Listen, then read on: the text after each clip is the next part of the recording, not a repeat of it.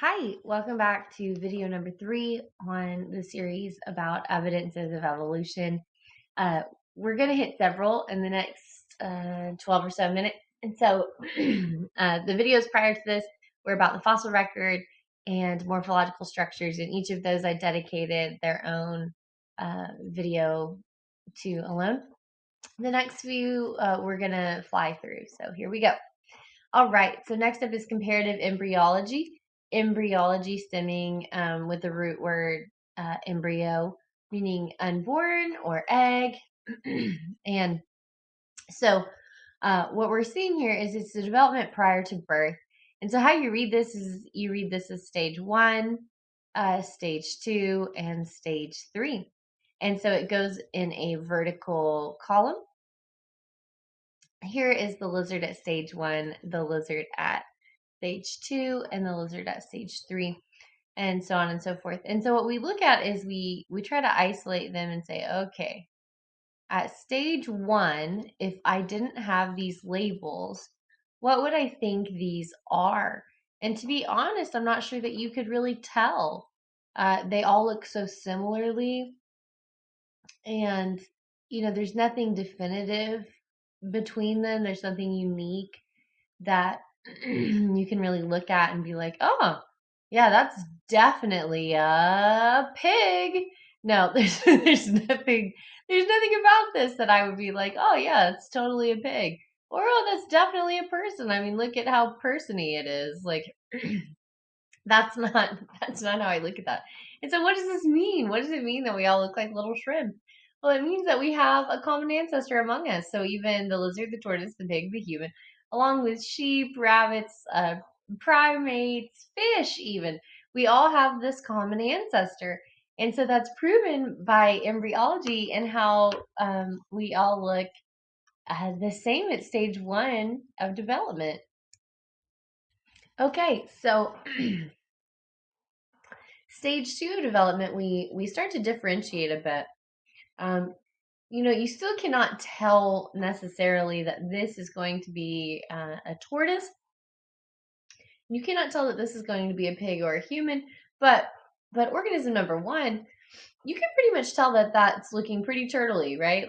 Or I'm sorry, pretty lizardy. It looks kind of like a lizard. And then by the time we get to step 3, then we're like, okay, yep, that's a lizard or an iguana of some kind. And that's looking like a turtle or a tortoise. And that's, I'm pretty sure that's a pig. And I think that's a person. Looks kind of alien-y still, but okay. And so we still have more to develop. This is not what you look like at birth.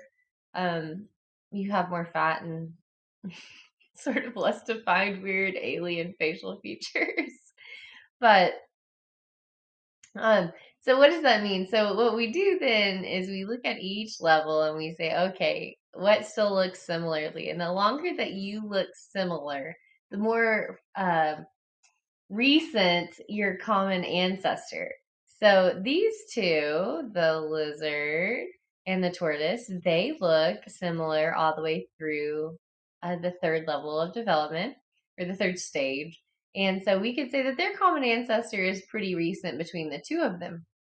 Likewise, us, hello, and the pig, we look similar through the end of development. And so we could say, hey, our common ancestor is pretty recent between us and a pig.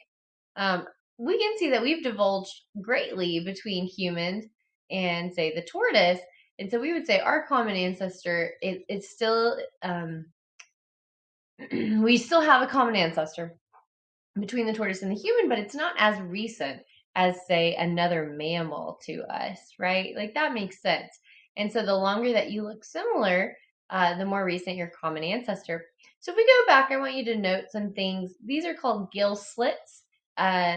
Consider them vestigial as gills, if you will. So what they do is they will later form into your inner ear bone. You have all these tiny, tiny bones inside your inner ear that help you maintain balance and help you maintain structure for hearing and all kinds of neat things in there. But those will turn into your inner ear bone. And so there's your little ear. And so, but as gills, they look like gills, right? Like they clearly look like you have little gills, but you do not use them as gills as fish do. And so, in that way, they're ornamentally like gills. They look like gills, but they do not act like gills. All right. We do study behavioral comparisons to see what's acting the same and what doesn't. This is not as honed in as some of our other evidences of evolution, but I would like to note that a lot of people are unaware that primates use tools. And so, they think that's unique to humanity. Like, oh, we can make all these tools. Aren't we so fancy? And it's like, no, like other animals make and use tools. And so, they can grab sticks and dig up grubs and uproot the ground and try to find things to eat. Um, they use different things to crack open nuts. They still breastfeed their babies, and they will even go to the extent of sort of jostling or rocking their babies. They take care of their babies and keep them very close to them, um, much like other mammals do, particularly humans. And so there's a lot of evidence to be said for keeping your baby close to you um, during those early stages of infancy, which obviously not for this lesson, but perhaps another time. It's really really interesting. Um, okay, so moving on. We use biochemical comparisons. Now, what are biochemical comparisons? What does that even mean? Well, that's DNA, okay? That's genetic. So, DNA comparisons. And so, what do we do? Well, thank goodness for the Human Genome Project. We should be eternally thankful for the Human Genome Project. Um, the Human Genome Project for some of you happened prior to your birth, which is so hard for me to grasp. It's such a uh, huge medical advancement, just a huge scientific advancement, and some of you weren't even born. And that makes me feel so old. Um, anyway, personal problems, right? So, the Human Genome Project, what happened? So, let me just get into it. So, before you were born, we did not truly know how many genes do humans have. We understood that we had DNA. Um, but then what? Okay, you have DNA. So what now? And the craziest thing, like murders were committed, and people would just check for blood samples and for blood types, and they would be like, "Oh, well, two people were here, one person with A positive blood and one person with AB negative blood were here, and so whoever the victim has A positive, so then the murderer must have AB negative." Well, that doesn't really do a great deal for solving a crime definitively. Um, yeah, it's just so crazy to me to think about. So, that narrows it down to people with AB negative. There are lots of people that can have AB negative. Um, it's just so crazy. Now, luckily, they would keep things like hair samples or carpet fibers or um, any little fabric, anything that they could take. And some criminal investigations, they did go ahead and take, swabs and samples, and they knew that they couldn't do anything with them at the time. But they were hopeful. They were hopeful that technology would catch up. They were hopeful that science would catch up, and that one day, maybe one day, that we could test that DNA and solve that murder, solve that crime for these people. And in some of those cases, we've gone back to cold cases and solved them thanks to the Human Genome Project and DNA testing and how far that's come. So just the thought of this just being around for your entire life is so mind-boggling to me. And I'm not that old, thank you very much.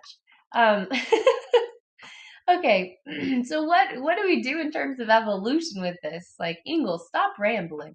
Um, so, well, we look at it and we say, okay, here we go. We have sequenced our DNA. So now we must sequence ooh, now we must sequence other DNA and see how similar it is. Well, imagine our surprise. We knew that humans and chimps were similar. We behaved similarly. We had similar tendencies. Our bone structures are similar. We've really gotten into our fossils and we know that we're related and we just need a little more. So here comes the Human Genome Project, just a true hero. And come to find out that we have 99% identical DNA. Whoa, 99%, that's crazy. So that means that there's 1% difference between you, a brilliant human being, and a chimp, and they are brilliant in their own right, so let's just give them credit. But still, 1%, wow, we did not think that it would be, at least in the articles going back that I remember reading as a child, which, I mean, granted I was small, but still, 99% was still shocking. I think we thought, okay, maybe 90%, maybe even 80%. But no, us and mice have 80%. A mouse, people, a mouse, which are also highly intelligent. They don't get the credit they deserve. So that's phenomenal. 99% is phenomenal. And gibbons, I believe, are 99 point something percent. And so they're even higher. Anyway, just absolutely phenomenal information. So what do we do? What are we looking at? Well, not only are we looking at DNA and genes, but we are looking at amino acids. So amino. Sometimes this thing writes really well, and sometimes it doesn't. What is happening here? It looks like I've just drawn lines. Okay. Um, let's find the word amino acid. Here we go. I can draw a straight line. All right. So we're looking at amino acids. Cytochrome C, ding, ding, ding, ding. If you continue your education in science in a biological field, you'll find out that cytochrome C, which is this enzyme, and enzymes are proteins, that it is the main amino acid that we are really looking at. So humans and monkeys differ by one amino acid, one. What? In their cytochrome C. That's crazy. One. So not only are we 1% difference in our DNA, but we are literally one amino acid different in our cytochrome C, which is just ludicrous, absolutely ludicrous. So what does this all mean? It means the more similar you are, the more recent your common ancestor. Not that you are the same organism, because we will go back to that cladogram and the branches, right? So it does not mean that you are the same. So in this case, a chimp would be here and a human would be here. But that means that we have a fairly recent common ancestor. Because we are 99% identical in DNA. Something that we do not have in common is the opposable thumb, right?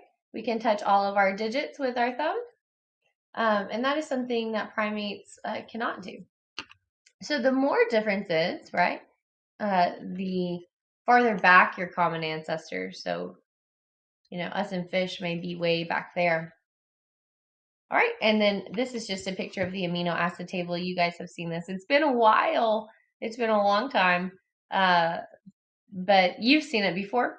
So anyway, just wanted to show you the amino acid table again and show you that, we differed from other primates by one amino acid in our cytochrome C, and that's just astronomical. All right, well, I'm going to make another video and hopefully finish this out. So I will see you very soon, online at least. I miss you.